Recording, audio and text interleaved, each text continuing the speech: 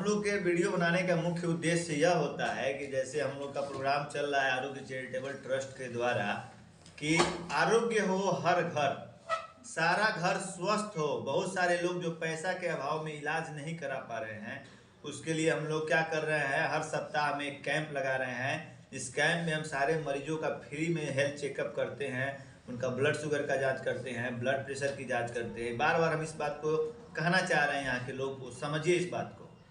और ECG heart का जांच जो 500 रुपया 400 रुपया लेता है, हम लोग फ्री में कर रहे हैं, जितना लोग कैंप में जाता है उसको। और साथ में यथासंभव दवा भी प्रोवाइड कर रहे हैं। प्रोग्राम भी हमारा सब सैनिटरी पैड वगैरह पे अवेयरनेस प्रोग्राम, CPR, ये सब बहुत सारा प्रोग्राम चलते रह रहा है। तो हम इस वीडियो के माध्यम से मोटिवेशन भी देना चाहते हैं कि केवल जो मेडिकल से रिलेटेड पर्सन है वही इस चीज़ को नहीं जाने, सारे समाज के सारे लोग को यह जानना जरूरी है। यदि आप सही समय पे इसके बारे में जानिएगा तो क्या फायदा है। एक तो आप बीमारी को पहचान सकते हो, बीमारी को सीरियस होने के पहले आप उसको रोक सकते हो, उसका सही इलाज कर सकते हो। पेशेंट ज़्यादा रिस्की पोजीशन में नहीं जाएगा। यदि हमको किस तरह का बीमारी है अगर हम डायग्नोस कर लेते हैं या फिर थोड़ा समझ लेते हैं, तो हम अच्छे समय पर पेशेंट को अच्छे सेंटर पे ले जाकर उसकी जान बचा सकते हैं। मेरा मोटिवेशन करने का, वीडियो बनाने का भी एम यही होता है कि इसका हम जो बताते हैं जरूरी नहीं है कि वह मेडिकल से रिलेटेड पर्सन ही जाने समझे, समाज के सारे वर्ग के लोग जान सकते हैं, इसको देख के इसका ज्ञान हासिल कर सकते हैं। और जो करने लायक प्रोसीजर है उसको कर सकते हैं, और जो नहीं करने लायक प्रोसीजर उनके हैं, जो मेडिकल से रिलेटेड नहीं है, वह बीमारी का सही समय पे पता लगाकर उसका सही जगह पे सही डॉक्टर से इलाज कराकर उस बीमारी को फैलने से रोक सकते हैं। मेरा एम यही है। और मेरा जो हम लोग चैनल जो यूट्यूब बनाए हैं उस पर हम लोग ना एक डिस्क्रिप्शन में ये भी डाले हैं कि आरोग्य हो हर घर, आरोग्य हो हर घर, आरोग्य हेल्थ प्रोग्राम करके हम उसको नाम दिए हैं। आरोग्य हेल्थ प्रोग्राम नाम देने का मतलब यही है कि ऐसा एक प्रोग्राम हमारे ट्रस्ट के द्वारा चलाया जाए जो लोगों को अवेयरनेस फैलाया जाए कि आप बीमारी से कैसे बचाव करोगे, बीमारी से कैसे लड़ोगे। बहुत सारा बीमारी है जो हल्का है, जिसको हम ज़्यादा इमरजेंसी समझ लेते हैं और गांव देहात के चाहे छोटे छोटे डॉक्टर से दिखाकर हमारा ज़्यादा पैसा उसमें कट जाता है। हम समझ नहीं पाते हैं कि वह पैसा हमसे लूट रहा है कि हमारा इलाज सही से कर रहा है। तो वहाँ पे हम एक मिसगाइड होते हैं। तो इस सब हम जानकारी रहेगा तो हम वहाँ पे बचाव कर सकते हैं। या कभी कभी हमको बहुत इमरजेंसी डिजीज रहता है, इमरजेंसी डिजीज या बीमारी है, और हम लोग क्या कर रहे हैं कि हम लोग उसको इग्नोर कर रहे हैं कि गैस है या इधर का प्रॉब्लम है या इधर को प्रॉब्लम है। और यह सब के चक्कर में हम क्या कर रहे हैं, पेशेंट को सीरियस कर लेते हैं। और सीरियस स्टेज में जब हम किसी पेशेंट को जब अस्पताल में शिफ्ट करते हैं तो उसके बीच में उसकी जान चली जाती है, या फिर अस्पताल में हम सही समय पे नहीं पहुंच पाते हैं और वहाँ पे उसका इलाज नहीं होने से उसकी मौत हो सकती है। तो मेरा प्रयास यही है कि सभी लोग जाने इमरजेंसी क्या है, सीरियस क्या है, माइल्ड क्या है, मॉडरेट क्या है, किस तरह का डिजीज है। और जो भी हल्का फुल्का प्रोसीजर है, जैसे ब्लड प्रेशर चेक करना, वाइटल साइन चेक करना, टेम्परेचर चेक करना, एनीमा लगाना, जो भी जनरल काम हो सकता है कि घर में अगर बीमार पड़ रहा है तो वो काम भी आप सीख के कर सकते हो। उसके लिए हम लोग यह अवेयरनेस फैला रहे हैं और सफाई में रहने के लिए, बीमारी से बचाव के लिए।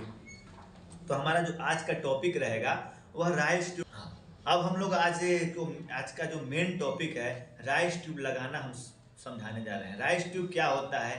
राइस ट्यूब एक ऐसी नली है जिसका टिप जो होता है वेंटेड होता है, और इसमें क्या होता है, कट टाइप का है। यहाँ से क्या हो सकता है कि कोई भी चीज़ हम भीतर से भी बाहर निकालते हैं। राइस ट्यूब लगाने का जो मेथड बताएंगे, राइस ट्यूब का प्रोसीजर बताएंगे, राइस ट्यूब कितने तरह का होता है यह बताएंगे, राइस ट्यूब किसको किसको लगाते हैं यह बताएंगे, कितने तरह का काम इससे लेते हैं, क्यों जरूरी है जानना इसको, यह चीज़ समझाएंगे।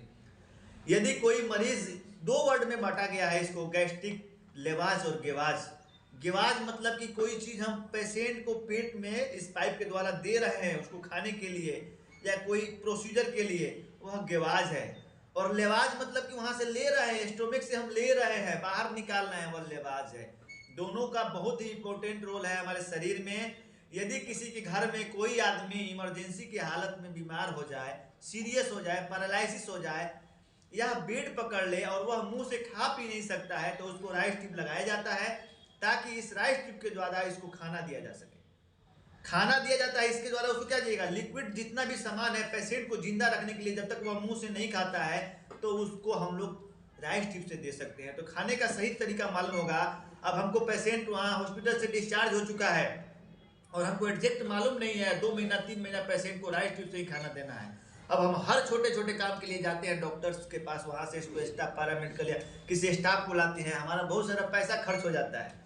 तो थोड़ा थोड़ा प्रक्रिया अगर हम जान लेंगे तो कम से कम जो पेशेंट जो घर में जो हम पेशेंट को नर्सिंग केयर दे रहे हैं तो हम अपने से भी जानकारी रखेंगे तो फीडिंग कैसे कराना है, उसको फीडिंग को साफ कैसे करना है, कैसे राइस ट्यूब लगा सकते हैं। अगर यह प्रोसीजर सीखते हैं तो हमको कुछ इमरजेंसी में काम आ सकता है, इमरजेंसी सिचुएशन में काम आ सकता है। उससे भी ज़्यादा इसका इमरजेंसी एक और कंडीशन में है, लेवाज की प्रक्रिया में। जैसे आप आजकल आम बीमारी है, लोग थोड़ा थोड़ा गुस्सा में या थोड़ा थोड़ा चीज़ के चलते क्या होता है, जहर खा लेता है या ओवर शराब पी लिया या कोई भी पॉइजन सब्सटेंस हमारे शरीर में पेट में चला गया तो पेट में पड़ा रहता है और अपना धीरे धीरे असर दिखाने लगता है। यदि हम उसको सही समय पर उसके पेट से जो गया पॉइजन है उसको निकाल देते हैं तो जितना असर किया है उतना ही कम असर उसका शरीर में करेगा। उसके अनुसार हम इलाज कर देंगे वह मरीज जिंदा रह सकता है। यदि हम उसको 2-3 घंटा छोड़ देंगे, अस्पताल अगर ज़्यादा दूर पे है, अस्पताल ले जाते समय वह पूरा पॉइजन अगर शरीर में घुल सक जाता है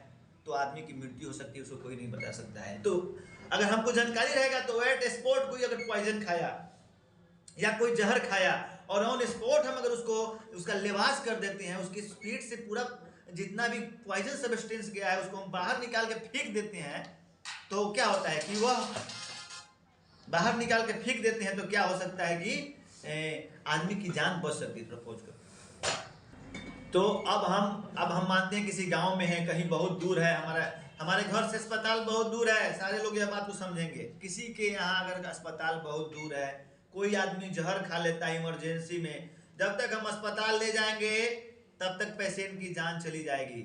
लेकिन यह प्रक्रिया करके हम अगर अस्पताल तक पहुंचाते हैं, अगर इस विधि को सीख लेते हैं, राइस ट्यूब लगाना सीख लेते हैं, वहां से जहर को निकालना सीख लेते हैं तो मरीज का जान हम 90% बचा सकते हैं। तो जहर को बाहर निकालने की प्रक्रिया लेवाज कहलाती है और खाना खिलाने की प्रक्रिया गेवाज कहलाती है। यानी कि इस ट्यूब के द्वारा हम दोनों काम कर सकते हैं, भीतर का चीज बाहर निकाल सकते हैं और बाहर का चीज भीतर कर सकते हैं। तो इस काम में यह आता है। अब यह जो होता है कि यह जो क्या होता है, यह एक ऐसा ट्यूब होता है, अब इसका हम लोग डिफिनेशन दे सकते हैं कि राइस ट्यूब एक ऐसा ट्यूब है, नोजो गैस्ट्रिक ट्यूब भी बोलते हैं कि यह क्योंकि यह नाक से लगता है, यह मुंह में से नहीं लगाया जाता है, नाक से लगाया जाता है। और नाक के बाद हम फेरिंग्स पढ़े हैं और फेरिंग्स में 3 तरह के फेरिंग्स पाए जाते हैं, ओरोफेरिंग्स, नोजोफेरिंग्स, लैरिंगोफेरिंग्स। तो यह नोजोफेरिंग्स को क्रॉस करते हुए और कहाँ जाता है तो नोज से गया, नोजोफेरिंग्स को क्रॉस किया, फिर यहाँ पे ओसोफेगस होते हुए और स्टोमिक में ले जाते हैं। हम जो भी खाना खाते हैं वह 4 से 5 घंटा तक हमारे स्टोमिक में पड़ा रहता है।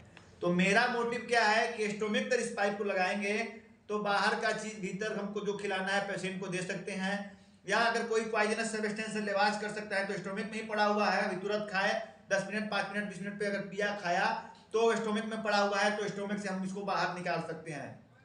तो इस प्रक्रिया में यानी कि यह एक ऐसा ट्यूब है जो नोज से स्टार्ट होता है, नोजोफेरिंग्स के पास जाता है, ओसोफेगस से होते हुए स्टोमिक के पास, स्टोमिक के पाइलोरी कर्वेचर स्टोमिक के बॉडी तक जा सकता है या ड्यूडेनम तक जा सकता है। या ट्यूब कहाँ तक जा सकता है, ड्यूडेनम तक जा सकता है। और इसका मापी होता है, यहाँ पे मार्किंग दिया हुआ है, आप लोग देखोगे 40 दिया हुआ है, 40 गैस्ट्रो इंटेस्टाइनल गैस्ट्रिक जो एसोफेगस का जंक्शन है वहां तक जा सकता है।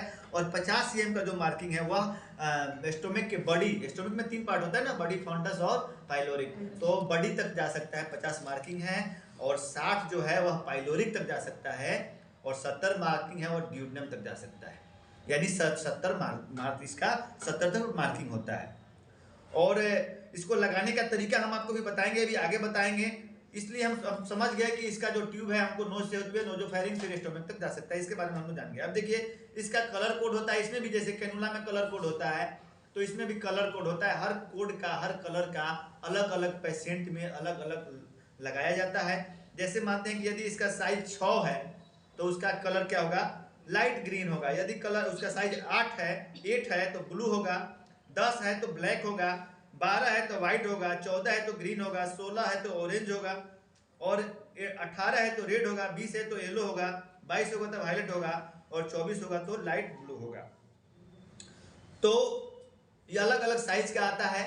हम लोग जनरली जो है 18 नंबर का 16 नंबर का यूज करते हैं। यह जो हम अभी दिखा रहे हैं वो 18 नंबर का है। इसका कलर कोड क्या है, रेड है तो 18 नंबर का है, और यहाँ पे लिखा हुआ है 18 नंबर फोलिस कैथेटर। इसका दूसरा नाम नोजोगैस्ट्रिक ट्यूब भी है, बार बार समझ लीजिए। नोजोगैस्ट्रिक ट्यूब, राइस ट्यूब सब एक ही नाम है। नोज से लगाया गया गैस्ट्रिक तक, इसलिए इसका नाम नोजोगैस्ट्रिक ट्यूब पड़ा हुआ है। अब इंपॉर्टेंट पॉइंट इसका जानना है कि पेशेंट को जब भी लगाएंगे तो हाई फॉलोअर पोजीशन में लगाएंगे। पेशेंट को क्या करेंगे, हाई फॉलोअर पोजीशन क्या होता है कि 90 डिग्री के एंगल में पेशेंट को उठा के लगाएंगे। दूसरा क्या है कि यदि पेशेंट हमारा बैठने के कंडीशन में नहीं है, पेशेंट हमारा इमरजेंसी में है, कोमा में है, या फिर वह हिल डुल नहीं सकता है, तो उस पेशेंट को हम सेमी फॉलोअर पोजीशन में इसको इंसर्ट करेंगे। सेमी फॉलोअर पोजीशन हम लोग बेड का थोड़ा सा उठा लेंगे और उस पोजीशन में इंसर्ट करेंगे। इसमें प्रिकॉशन एक ही चीज़ को ध्यान में देना है कि यह जो हम जानते हैं कि नाक से जब हम माउथ में जाते हैं तो यहाँ से 2 ट्यूब गया है, एक गया है ट्रेकिया और एक एसोफेगस। तो हमको इसको एसोफेगस में डालना है। यदि गलती से ट्रेकिया में चला जाएगा तो हमारा ट्रेकिया ब्रोंकस ब्रोंक्यूलस लंग्स रप्चर हो सकता है।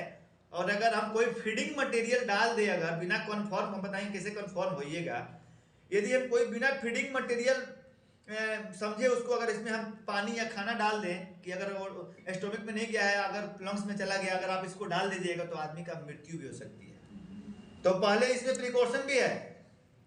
हमने इमरजेंसी के लिए बताया कि कोई लगा सकता है, लेकिन उसको भी अगर जानने का तरीका है तभी लगा सकता है, वीडियो देख के नहीं लगा सकता है। इसको बढ़िया से थोड़ा सा समझना पड़ेगा, सीखना पड़ेगा। खाना खिला सकता है, खाना अगर कोई भी आदमी इसमें प्रक्रिया देख लेगा तो कोई भी, अगर किसी कोई राइस ट्यूब लगा दिया है तो अगर उसके घर में कोई बीमार पेशेंट है तो खाना खाने का तरीका, राइस ट्यूब साफ करने का तरीका सबको आना चाहिए। इसके लिए आदमी खोजने की जरूरत नहीं पड़ती है, ठीक है ना।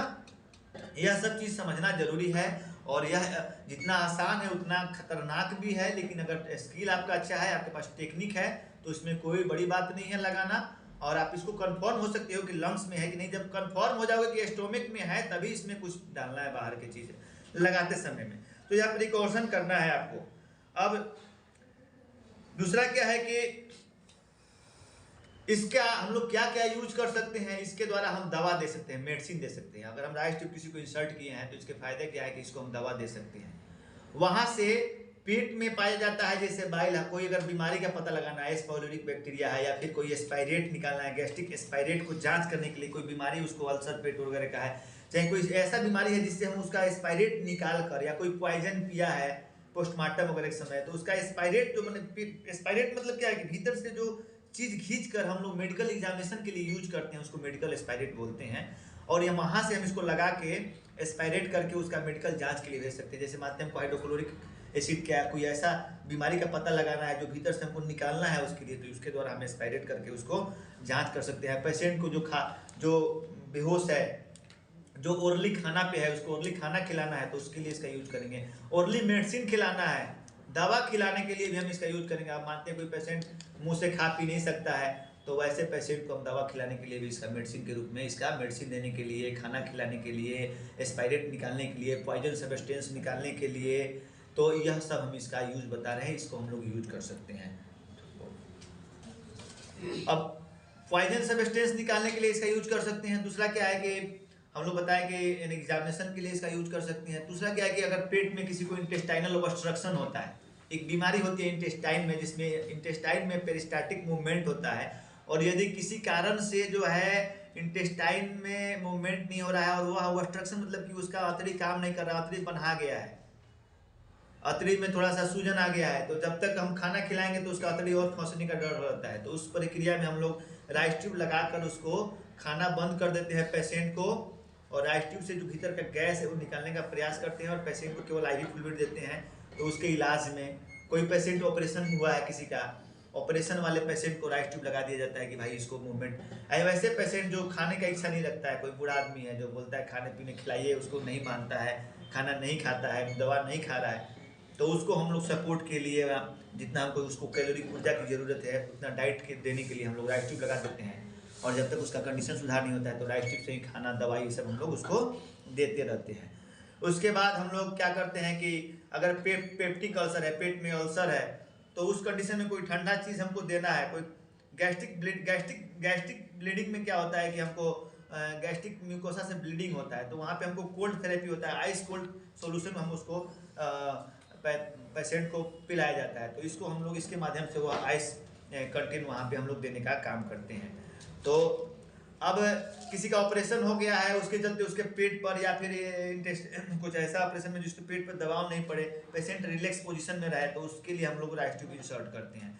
यदि किसी पेशेंट को वोमिटिंग बार बार हो रहा है, पेट फूल जा रहा है, फ्लूटनेस हो जा रहा है, तो वोमिटिंग रोकने के लिए और पेट का जो फूला हुआ है पेट को रोकने के लिए, डिस्टेंशन एब्डोमेन का इलाज करने के लिए, फ्लूटनेस का इलाज करने के लिए हम लोग गैस्ट्रिक ट्यूब इंसर्ट कराते हैं। और इस तरह हम लोग यह इसका किस किस बीमारी में यूज कर सकते हैं इसके लिए हम लोग बताए। तो अब हम इंडिकेशंस क्या समझ सकते हैं कि कहाँ इसका इंडिकेशन है राइस ट्यूब लगाने का। तो गैस्ट्रिक गेवाज में patient who has enable to maintain the adequate intake, मतलब कि प्रॉपर डाइट अगर नहीं लेना चाह रहा है, सर्जिकल केस में इसका हम इस्तेमाल कर सकते हैं।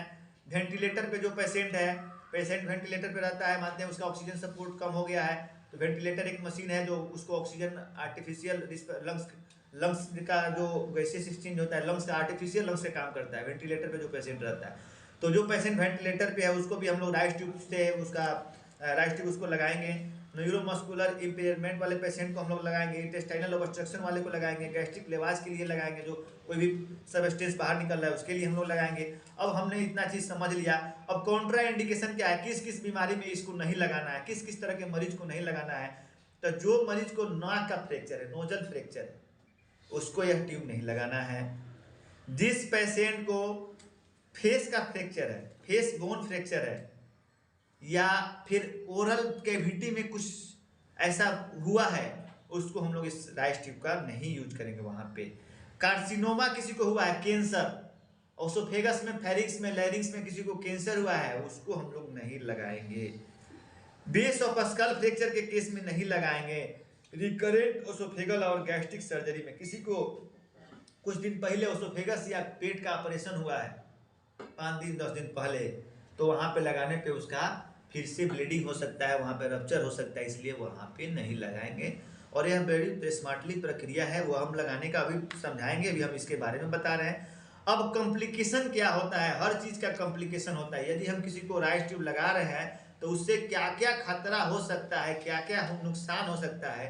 हर चीज़ का दो पहलू होता है, किसी फायदा है तो नुकसान भी है। जितना भी हम दवा खाते हैं तो वह हमारे बीमारी का इलाज करता है और साथ साथ हमको क्या करता है, कहीं ना कहीं कुछ ना कुछ नुकसान भी, कोई ना कोई चीज़ मैंने साइड इफेक्ट भी उसका है। तो उसी तरह इसको लगाने का इसका कॉम्प्लिकेशन क्या होगा कि एस्पायरेशन एंड टिश्यू ट्रॉमा, मतलब कि क्या होगा कि कभी कभी हम लोग जब जहाँ लगाएंगे तो यहाँ का जो अगल बगल का टिश्यू है उसमें चोट खुरच के वहाँ पे ट्रॉमा हो सकता है, घाव हो सकता है। और उसके बाद क्या इसका है कि अगर हम जब राइस ट्यूब लगाते हैं उस पीरियड में पेशेंट को डिस्कम्फोर्ट होता है, कि पेशेंट को लगता है कि उल्टी आएगा, सांस रुकता है, तो ये इसका कॉम्प्लिकेशन है। तीसरा क्या है कि नाक में कभी कभी जबरदस्ती लगा देने से, देखो लगाने के पहले नाक का हम लोग देखेंगे, जो नाक का छेद मोटा या नोजल पोलिप वगैरह केस में अगर मस्सा वसा है तो उसमें नहीं इंसर्ट होगा, तो जबरदस्ती नहीं ठूसना है, उसको नहीं लगाएंगे। तो यदि किसी को नाक में जबरदस्ती लगाने से क्या क्या होता है कॉम्प्लिकेशन, ईपीएस्टेटिक्स कंडीशन होता है। ईपीएस्टेटिक्स मतलब क्या होता है कि नाक से खून आना, क्या होता है, नाक से खून आने वाले को मेडिकल टर्म में क्या होता है, ईपीएस्टेटिक्स बोलते हैं। तो इस ईपीएस्टेटिक्स डेवलप हो सकता है। पल्मोनरी कॉम्प्लिकेशन हो सकता है, किसी को अगर हम लगाए जबरदस्ती या लंग्स में चला गया, लंग्स का दूसरा पल्मोनरी कैविटी में चला गया, तो वहाँ पे कॉम्प्लिकेशन कर सकता है। और दूसरा क्या है कि ओसोफेगल परफोरेशन कर सकता है, अगर किसी कोई लगाया किसी भी कारण से बहुत सॉफ्ट है, अगर ओसोफेगस में परफोरेशन मतलब छेद कर सकता है, तो यह कॉम्प्लिकेशन है। लेकिन हम लगाते हैं इमरजेंसी कंडीशन में ही, तो इसको हमको उसके अनुसार उसका यूज करना है। अब हम लोग देखिए कि अब इसको लगाने का तरीका बताएंगे, क्या क्या लगाने का तरीका है। सबसे पहले हम क्या करेंगे कि जब हम किसी को राइस ट्यूब लगाने जाएंगे तो प्रॉपर तैयारी में करेंगे। हम सामान का लिस्ट के अनुसार सारे सामान को, एक स्टील बेसिन जैसे यहाँ पे है आपका, ये स्टील बेसिन हम क्या किए कि एक स्टील का बेसिन लिए और उसमें हमको लगाने का जो जो सामान है उस सामान को हम लोग ले लेंगे। जैसे सबसे पहले हमको क्या चाहिए, मैकिनटॉश चाहिए, उसके बाद क्या चाहिए, राइस ट्यूब चाहिए, उसके बाद सिरिंज चाहिए 2, उसके बाद ग्लव्स चाहिए, जाइलोकेन जेली या फिर पैराफिन वैक्स या फिर ग्लिसरीन, कोई ऐसा चिपचिपा चीज जो इसके मुंह पर लगाएंगे तो आराम से फिसलते हुए जाए। और जाइलोकेन जेली इसलिए लगाते हैं कि लोकल एनेस्थीसिया है, वह क्या करता है कि जहाँ जहाँ जाएगा तो पेशेंट को पेन नहीं होगा और उसको क्या कर एनेस्थेटिक्स का काम करेगा, उसको सेंसलेस कर देगा और पेशेंट को तकलीफ कम होगी। तो राइस ट्यूब हम होना चाहिए, जाइलोकेन जेली होना चाहिए, 2 किडनी ट्रे है, किडनी ट्रे ऐसे किडनी का आकार का है इसलिए इसका नाम किडनी ट्रे है, 2 किडनी ट्रे होना चाहिए। उसके बाद ग्लव्स होना चाहिए, डिस्पोजल सिरिंज होना चाहिए, स्टेथोस्कोप लेके आओ, स्टेथोस्कोप होना चाहिए, गॉज होना चाहिए, बॉबल होना चाहिए, टेप होना चाहिए। टेप इसलिए होना चाहिए कि हम उसको फिक्स कर सके, और मार्कर होना चाहिए, एक मार्कर भी लेना है और स्टेथोस्कोप भी लेना है। ग्लास में पानी भी चाहिए, 1 गिलास पानी चाहिए। अब पानी क्यों चाहिए, स्टेथोस्कोप क्यों चाहिए, यह सब का बहुत इंपॉर्टेंट रोल है।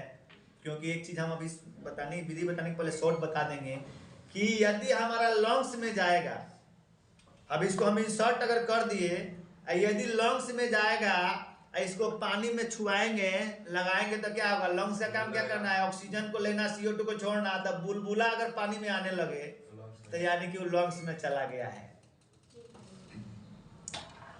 दूसरा क्या है कि हम जब इसको इंसर्ट करेंगे तो डिस्टिल वाटर से हवा भेजेंगे, हवा से नहीं ना लंग्स कोई परेशानी है।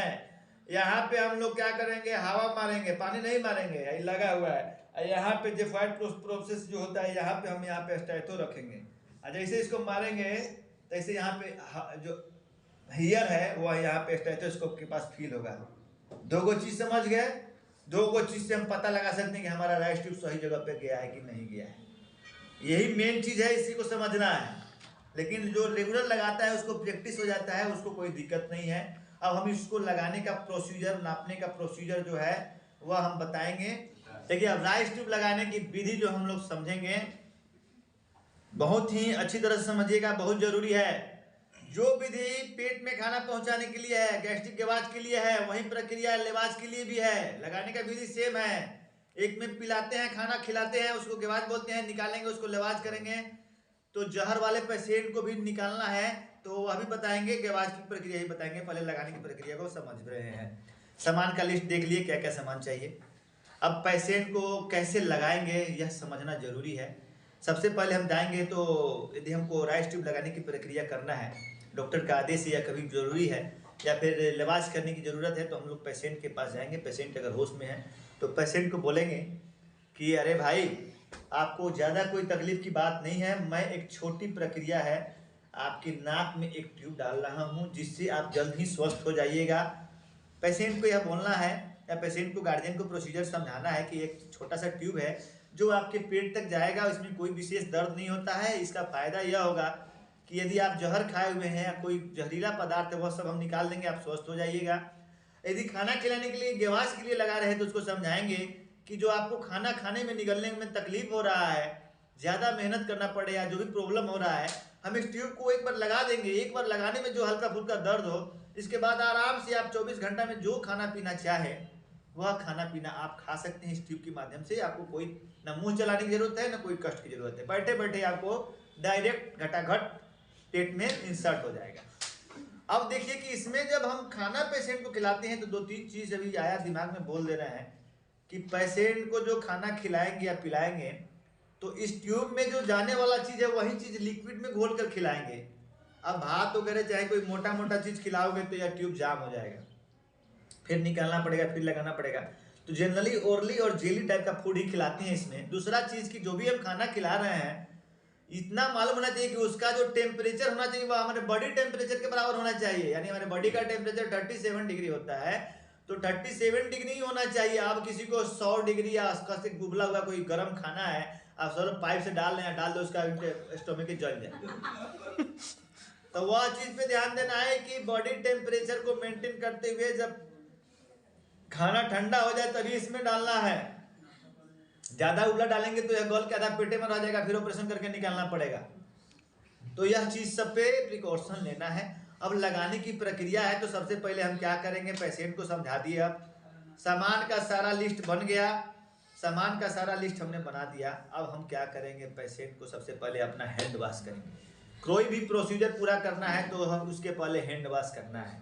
हैंड वॉश पहले भी करना है और बाद में करना है। पहले किसके लिए करना है, मरीज के लिए करना है, और बाद में अपने लिए करना है। मरीज को इसलिए करना है कि हमारे हाथ का जितना भी बैक्टीरिया जर्म्स है वह सब धुल जाए, और पेशेंट को मेरे हाथ के द्वारा कोई इन्फेक्शन नहीं फैले।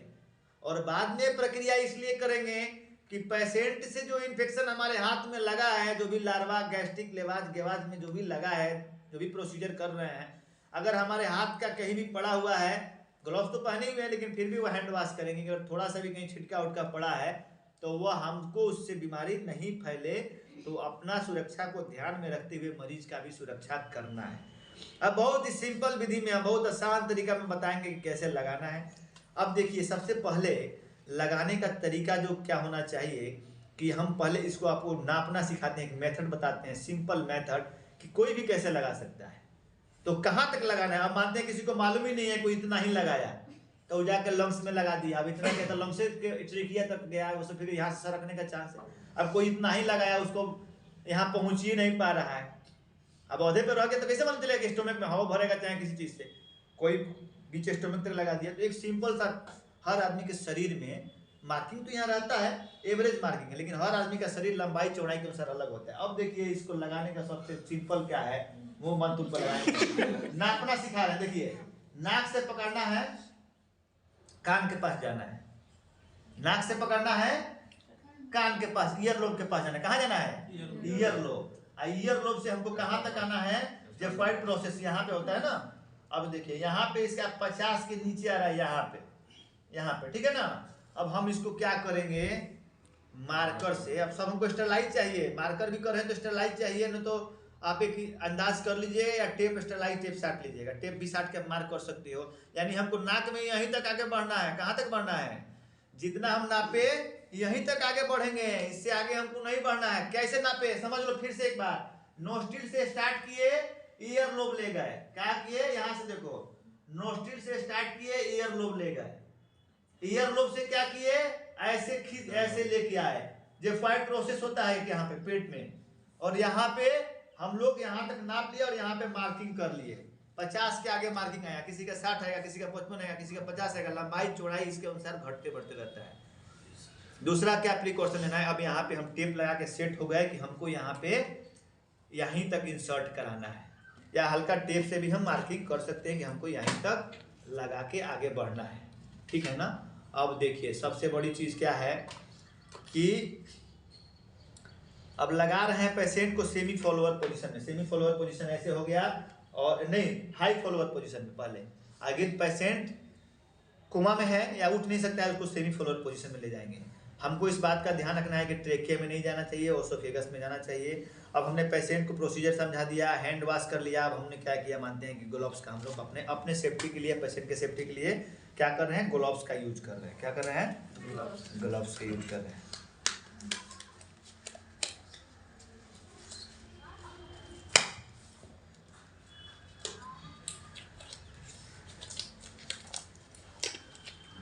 अब ग्लोव्स का यूज हम कर लिए, ग्लोव्स पहन रहे हैं हम।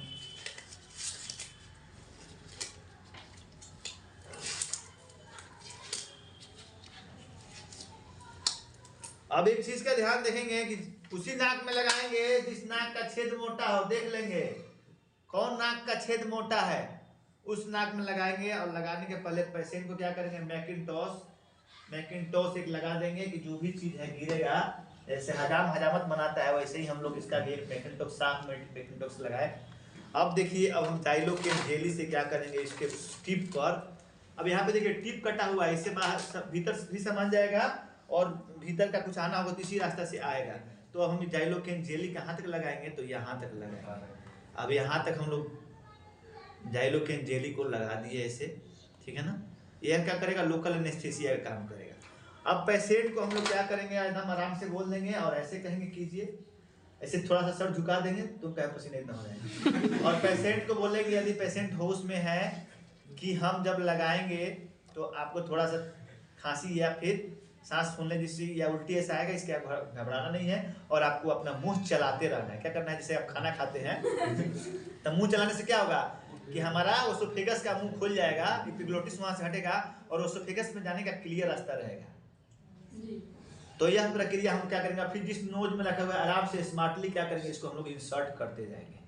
अब मानते हैं कि इंसर्ट यहाँ पे जैसे गला के पास जाएगा, फेरिंग के पास जाएगा, नोजोफेरिंग से पास जाएगा, पेशेंट को क्या होगा, खांसी आएगा, उल्टी आएगा, पेशेंट उल्टी करने लगेगा। वहां पे हम क्या करना है, 1 सेकेंड 10 मिनट सेकेंड के लिए 1 मिनट के लिए इतना ही पे रोक देना है और पेशेंट से बात करना है, ठीक है कोई दिक्कत नहीं, थोड़ा सा और है, आपका हो गया, काम ओके है। फिर उस प्रक्रिया को हम धीरे धीरे इंसर्ट करते हुए आगे तक जाएंगे।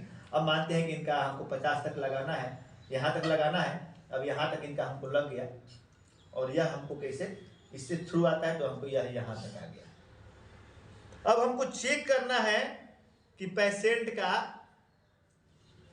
का जो है सही जगह पे गया है कि नहीं, उसके बाद ही हमको कुछ खिलाना पिलाना है।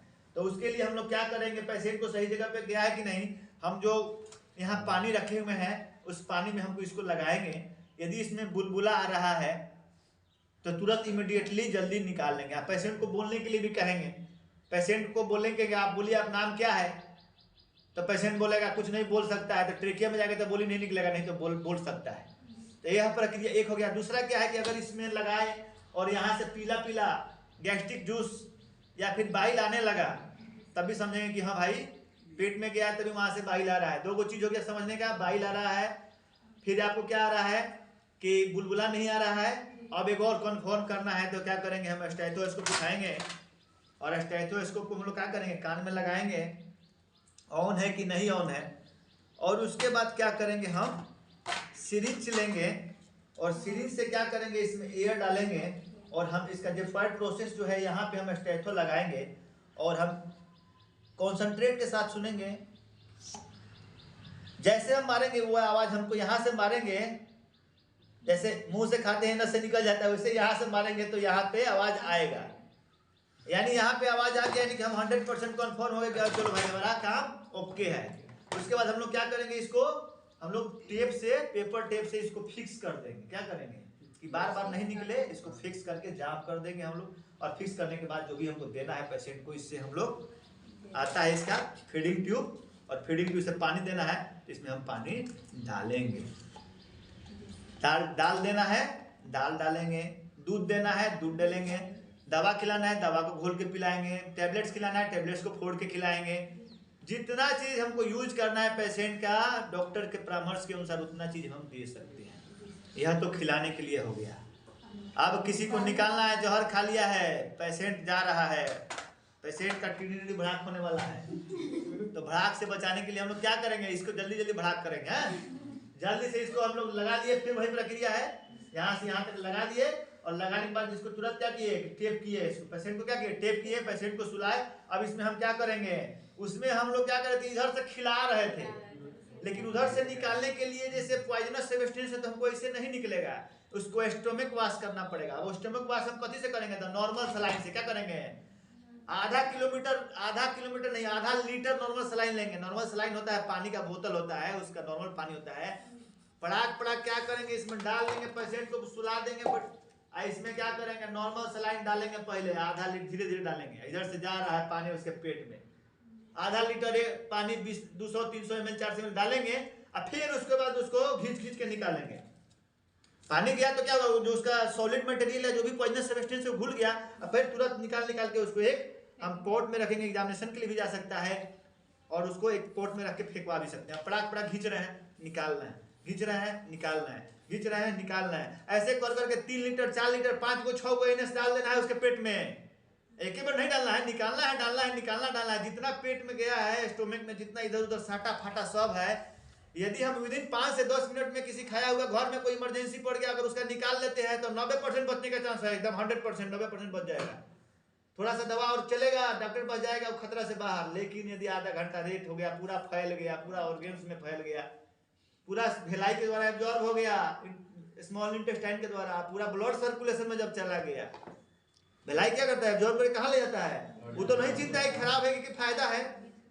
भेलाई क्या करोगे, ताकतों वाला चीज को ऑब्जर्व करेगा, कार्बोहाइड्रेटों को ऑब्जर्व करेगा, दारू को एब्जॉर्ब करेगा, वाइनों को एब्जॉर्ब करेगा, जौहरों को एब्जॉर्ब करेगा, मेडिसिन को भी एब्जॉर्ब करेगा। उसका काम क्या है? खाली एब्जॉर्ब करना है, रिजल्ट देना तुम्हारा बॉडी का काम है। तो भिलाई तक पहुंच, भिलाई के द्वारा जो एब्जॉर्प्शन होता है, उसको एब्जॉर्प्शन के पहले यदि हम उस जो भी फीकल मटेरियल है, जो भी उसका पॉइजनस सब्सटेंस है, अगर हम उसको निकाल लेते हैं तो क्या करेंगे? पेशेंट की हम जान बचा सकते हैं। तो यह एक लेवाज प्रक्रिया समझना जरूरी है। पॉइजनिंग पेशेंट बहुत मिलता है गांव देहात में, उसको बचाने के लिए प्रक्रिया समझना है। इसलिए ना बोल रहे हैं कि सबको जानना जरूरी है। जरूरी थोड़ा है कि डॉक्टर जानेगा।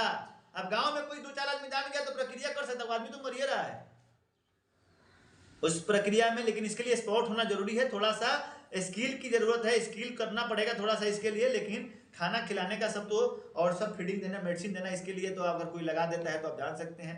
अब इस पेशेंट को पूरा प्रक्रिया करने के बाद हम लोग क्या करेंगे? इसको मैकिंटॉक्स रख देंगे और टेप कर दिए। इस पेशेंट का टेप कर दिए। सारा सामान को हम लोग जो है जहाँ सामान रख देंगे, स्टेलाइज डिसइंफेक्शन जो भी डस्टबिन में डालना है डाल के, उसको BMW किट में डिस्पोज करके हमारा प्रक्रिया प्रोसीजर ये सब जितना भी है राइस ट्यूब का पूरा हुआ। तो राइस ट्यूब और गैस्ट्रिक लेवाज, राइस ट्यूब में गैस्ट्रिक लेवाज और गैस्ट्रिक गेवाज दोनों प्रक्रिया हम लोग आज समझे। और जितना लोग अधिक से अधिक इसको जाने वह अच्छा है समाज के लिए। और यह बहुत ही जरूरी प्रक्रिया है। किसी के घर में भी कभी भी इमरजेंसी पड़ने पर काम आ सकता है। हर लोग के घर में ओल्ड पेशेंट रहता है तो नर्सिंग केयर की जरूरत पड़ती है। कोई अगर इमरजेंसी बीमारी हो जाता है तो ओल्ड पेशेंट को इमरजेंसी की जरूरत पड़ती है और उसमें फीडिंग कराना रहता है पेशेंट को मेडिसिन देना रहता है राइस ट्यूब से, पेशेंट को इमरजेंसी हैंडल करना रहता है। तो यह प्रक्रिया अगर हम राइस ट्यूब वाला समझ लेते हैं तो हम को यह जो मतलब कि पैरामेडिकल स्टाफ या फिर कुछ कमी चलते, पैसा की बात तो छोड़ दीजिए, कभी कभी ऐसा भी होता है कि हमको पैसा है लेकिन हमको यह सुविधा चाह रहे हैं कि कोई हमको ये सब सिखाए, बताए, पेशेंट का सेवा करे, पेशेंट को प्रॉपर दवाई दे, या फिर हम डर से उसको राइस ट्यूब में नहीं डाल पा रहे हैं। तो यदि हम यह सब जान लेते हैं, और हर घर में हर लोग को जानना चाहिए कैसे फीडिंग कराते हैं राइस ट्यूब से, कैसे मेडिसिन देते हैं, कैसे इसका सफाई करते हैं, कैसे इसको बदलते हैं, कैसे इसको लगाते हैं, तो बहुत सारे समस्याओं का समाधान हो सकता है।